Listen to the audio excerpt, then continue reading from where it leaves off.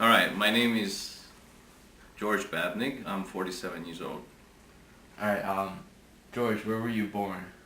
I was born in Hungary. Do you know where it is? It's Eastern Europe. It's north of Yugoslavia, former Yugoslavia, south of Czechoslovakia, west of Romania, and east of Austria. It's a small country, about the size of Indiana. So, and I was born in Budapest. What The kind cap- what kind of family were you raised in? just a single child family. So my mom and dad and I. So I was born in 1962. This is sort of uh, not so good times in Hungary because there was a big revolution in 1956. So it's not a good political time, but just as good as any other times in. Grounds and Yeah, early on, I didn't really speak much English, so it was very difficult. I came here in 1989, and I had to learn Russian. I had to study Russian in school. I learned German. My dad was teaching German on the side, but I learned very little English. So when I came here, I didn't speak English, so I felt like I was excluded.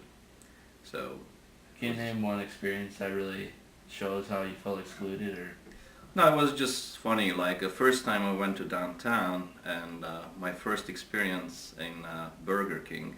I never been to a Burger King, and I'm reading the menu, and I said, I want a Hooper, and they was like, what do you want? It's like a Hooper. So, and I said, oh, an influence via my uncle. My uncle lived right across the street here. So he came to America in 1956 during those turbulent times, during the revolution. About, I forgot exactly, but hundreds of thousands of people fled Hungary during that time. And so I remember that since he was a chemical engineer at age 4 or 5, I already wanted to be a chemical engineer just because my uncle was a chemical engineer. So that was a great influence. Also, when he sent some sort of musical instruments, I wanted to learn music just like my uncle and my grandparents. So that was a great influence. So and then later on, as I already had in my mind that I will be becoming a chemical engineer.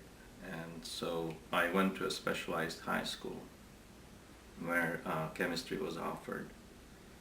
And we already had labs, everything. And already at age 14, I had a lab at home, which was not allowed, but I already had that set up. So I could create all kinds of things in the lab. And so I was an expert in a lot of areas in chemistry already at 14 and 15 and 16. Only 2 of us went to college from a classroom of 30. So college is for free, but the tests are set at such a high level that only the top 5% will get to college. So even though you could afford it, well, it's free in the first place, but it was very strict. So I was very lucky to get into college. But if you get into college, you have to serve in the army.